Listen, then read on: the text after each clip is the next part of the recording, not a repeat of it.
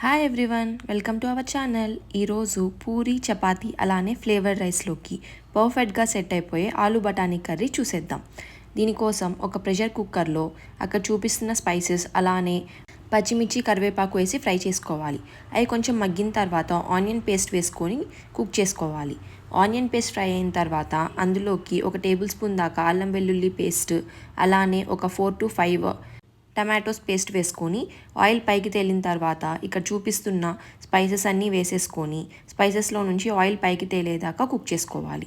ఒకసారి ఆయిల్ పైకి తేలటం స్టార్ట్ అయిన తర్వాత అందులోకి పెద్దగా కట్ చేసుకున్న పొటాటోస్ అలానే మనం నానబెట్టుకున్న బఠానీలను వేసుకొని దానిలోకి తగినన్ని వాటర్ వేసుకొని ప్రెషర్ కుక్కర్ మూత పెట్టి 4 to 5 whistles రానివ్వాలి.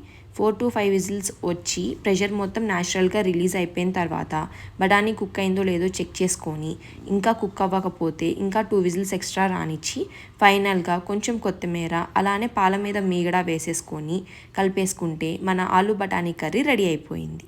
Please do subscribe.